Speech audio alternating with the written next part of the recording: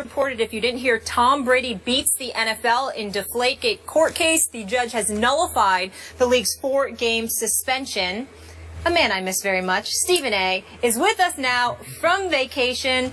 Stephen A., your reaction.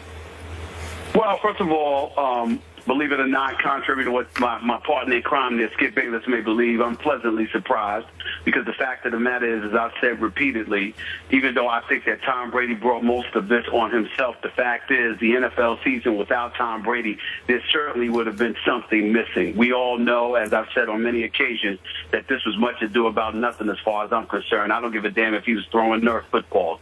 He's still Tom Brady. He's still one of the greatest quarterbacks ever. And when you think about this NFL season, you wanted to see him play. Having said all of that, I am surprised that the NFL lost this. They got it in the court they wanted it in. Roger Goodell in the National Football League got this heard in New York as opposed to Minneapolis. And considering the fact that the judges in this locale in New York City are supposedly league-friendly as opposed to union-friendly. The fact that this ruling came down, I think, is an incredible indictment against Roger Goodell. The case is still undecided. I expect the NFL to be who they are and to appeal this decision. It can obviously still go to the appellate court, but I definitely believe to a strong degree that Tom Brady was exonerated in all of this, and my hat's off to him. So, time out just a second. Do I hear you moonwalking off your old opinion by saying, oh, isn't this great that Tom Brady does get to play in week 1? Is that what you're saying? Skip, that's not moonwalking. You, as usual, you don't listen. You hear what you want to hear. You believe what you want to believe. Maybe that loud shirt you're wearing is blocking your ears to some degree. I've said on repeated occasions that Tom Brady brought this on himself.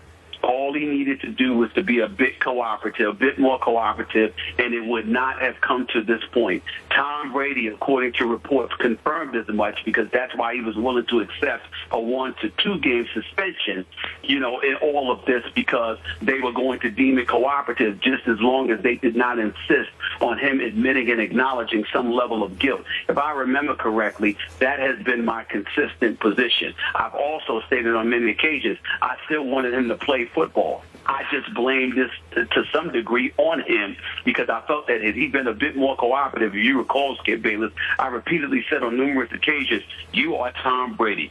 If you have to call the commissioner himself, go take him out to dinner, meet with him in his office for lunch or whatever, and have a conversation and be real with him about what transpired, it wouldn't have come to any of this. So this whole process, this arduous process that took place was on the shoulders of Tom Brady as opposed to just Roger Goodell being incredibly irresponsible and weak in his arguments. But in the end, to pay $5,000 for an investigation, certainly you shouldn't hire Ted Wells again. That's number one. Number two, if you're Tom Brady, I'm going to agree with what Shannon Sharp said just a few minutes earlier. And by the way, Shannon, keep doing a great job. I'm proud of you, bro. Thank you, bro. The bottom line is Shannon Sharp highlighted how if you're Roger Goodell, maybe it's in your best interest to step back and say, we lost this, let's move on in the best interest of the league, in the best interest of all parties concerned. You fought the good fight. You thought you had this power. The Players Association challenged it. They won. Eat it.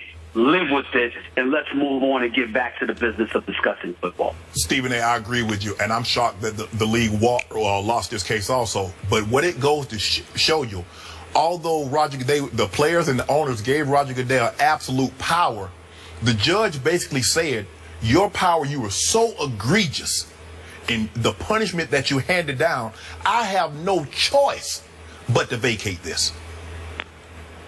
Well, I think the judge definitely said that, and it's perfectly within the judge's right to do so. I think the thing that we all have to be alarmed about is precedent usually states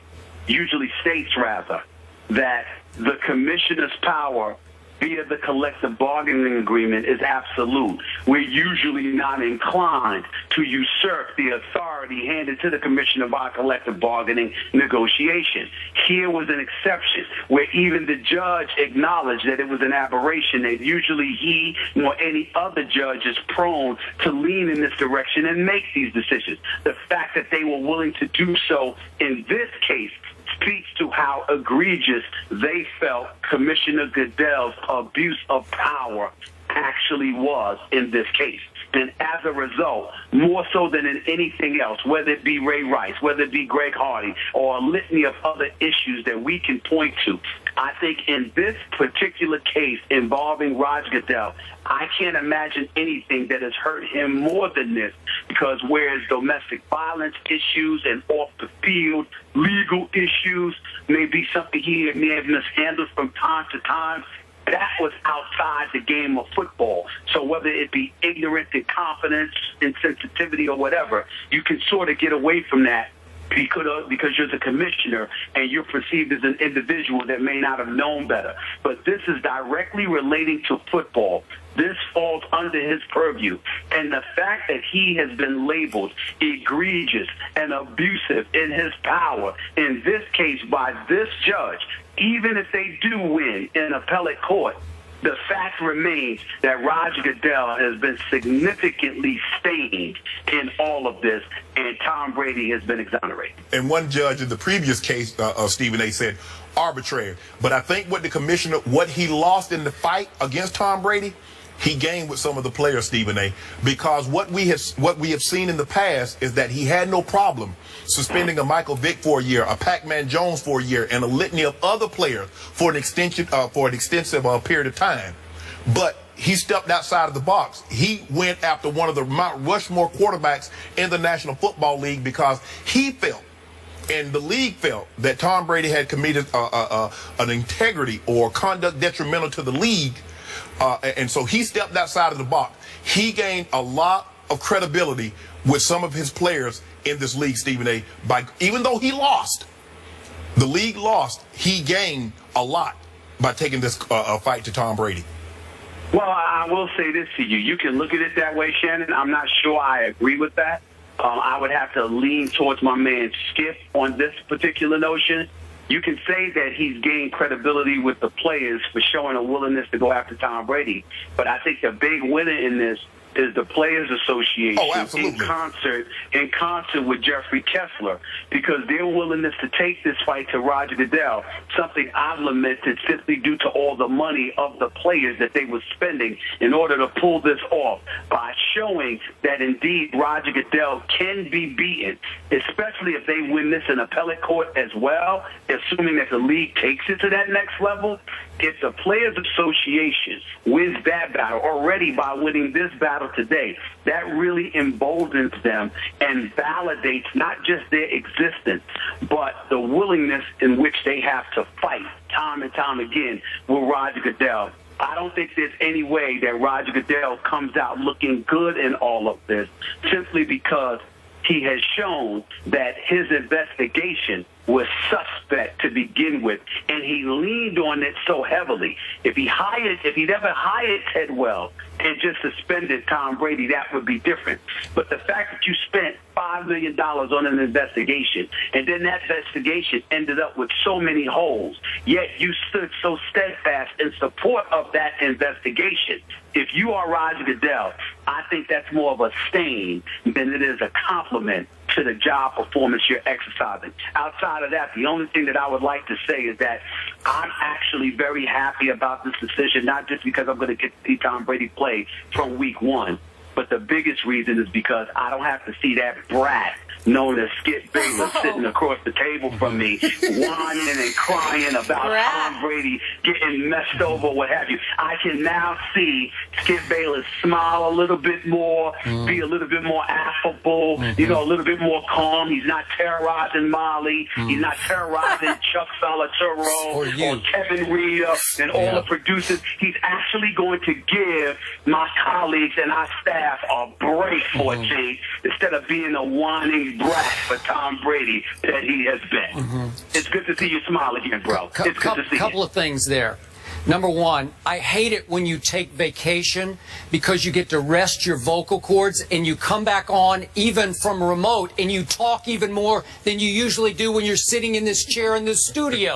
You've talked and talked. You've talked us all the way through 2 breaks already. And another thing, just for the record, our hardcore longtime viewers understand this, but when Stephen A. Smith insults my clothes, that means he's completely out of ammo and cannot win the argument. He has lost the argument completely, and I want to state for the record that for the longest time on this show, Stephen A. Smith was dug in that Tom Brady cheated and he lied about it. Am I right about that, my friend? In all seriousness, in fairness to me, that was my initial position. And then as we both looked at the report and the preponderance of evidence, we saw some holes in Ted Wells' investigation. The difference between you and I is that you were willing to completely exonerate Tom Brady. And I was willing to say to you that I don't think he knew about the deflated footballs. I don't think he cheated, but he was uncooperative. I believe that, and I believe that he brought most of this on himself. And had he been a bit more cooperative and worked the cachet that comes along with his great name, then obviously I think the results of all of this would have been incredibly different, because I don't think it would have gotten to this point. Okay. I think it got to this point because he's been fighting unnecessarily. That's what I said, and I still stand by that. Fair enough. Now, remember what I told you 2 days after the Wells report came out, that Tom Brady's ultimate goal here, long-term ultimate goal, take down the commissioner, expose his lack of integrity or credibility, whatever you want to call that, to the point that he could lose his job over it. I'm going to point out to you, Stephen A., remember, the previous commissioner, Paul Tagliabue, came in on top of Goodell's Bountygate rulings and rescinded all those, vacated all those. Remember that? That was a terrible blow to Roger Goodell. This is an early, terrible blow to Roger Goodell. Again, I don't know how this is going to play out in appellate court, but my question back to you is, could this ultimately cost the job of a commissioner who's clearly still very well liked and respected by the majority of owners? That all depends on whether or not this impacts the respectability that the NFL brand has to Joe Public and how much money it could inevitably cost them. I don't think either situation is going to reap any fruit, and as a result, I think Roger Goodell is safe. I do believe that this hurts him in terms of him exercising his power. I do believe that for future reference, owners, his bosses, will step up and say, you know what, that ain't worth the fight, that ain't worth the battle, we need you to chill on this because you saw what happened in times past. I don't believe, however, this equates to Bountygate. If you recall, during Bountygate, Skip, a lot of what influenced the commissioner's decision at the time was having Greg Williams, the former defensive coordinator, dead to rights, and Coach Sean Payton presumably lying to Roger Goodell's face. So those things emboldened Roger Goodell to make the decisions that he made. And even though Paul Tagliabue came to a different conclusion, we could sort of understand why Roger Goodell jumped to the conclusions that he jumped to in light of Greg Williams and Sean Payton. In this particular instance, all he had was the Ted Wells investigation, an investigation that the league paid $5 million for. So I think this is far more incriminating to the reputation and to the respectability of Roger Goodell than Bountygate. Okay, one last quick point. I have a confession to make publicly. I miss you. Aww. I miss you, man. Well, listen, man. Come on now. First of all, I miss my boy too. I always take off right before the football season starts because after that, there ain't no days off. So I know you miss me. I miss you too.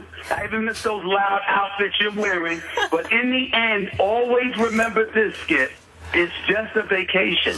I shall return. You better. And Molly, you know I miss you. And Shannon, I love you, bro. You know that. Appreciate it. And the thing is, Skip, what I want to say, it doesn't matter what you think. When I was in college, my criminal law professor said, son, it's not what you think. It's what can you prove. And looking at from the commissioner's point of it, okay, he thought he had Tom Brady. He thought he had enough probable cause. more probable than not, generally aware, whatever that standard is in civil that he was using.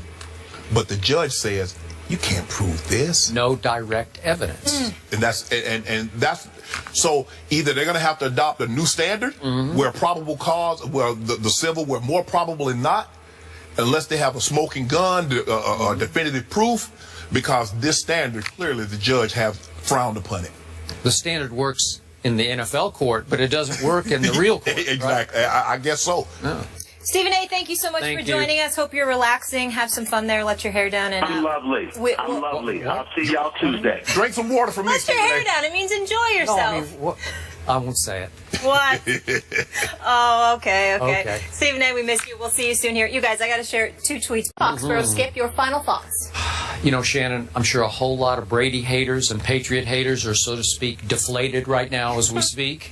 But listen, no Tom Brady for the first 4 games had cast a pall over the start of the NFL season. Yes. And now that he is definitely going to play weeks 1 through 4, I am so ready for some football. Yes. I think everybody is. I agree with you, Skip, because with him, if he had been suspended, that's the topic of conversation. Yep. No matter how great the games are, you're still talking about the New England Patriots, the reigning Super Bowl champs, playing without the Super Bowl MVP. Now that he's playing, now we can get back to talking about who has the best chance of getting to meet in Super Bowl 50. And as you mentioned, you have to like the Patriots because Tom Brady has given me no indication that he's slowing down. Now, you mentioned all the injuries on offense that I didn't even know about. I was just talking about their defense. But we know Coach Belichick teams, they progress as the season progresses. Don't be surprised if at the end we're like, I can't believe they got back again. Yeah. The Patriots, Cowboys? Patriots, Cowboys. Yeah, who you picking then? I reserve the right to not pick anybody if that happens. You got another one of your guys going. You know, I have mixed emotions because now Tom Brady will be back for the 4th game, if memory serves. That's at Dallas and Jerry World. Yes. So that I have mixed emotions because now that gives the Patriots a lot better chance of beating my Dallas Cowboys. The happiest people are the person that the network that has that game. They're the most happy. Wow. You've got some other things to watch tonight, though. Tim Tebow, we forgot about him. I will be watching every snap snap at 7. and hoping they're not last snaps. And then how about college football? Michigan at Utah. That kicks off tonight as well. How about TCU at Minnesota? All that fallout tomorrow right here on First Take. Shannon, thank you so much. Way to go. Thanks for having me, Molly. We'll see you Great again job. soon. Thank you. Skip, congratulations. Thank you guys for hanging with us. Have a great day.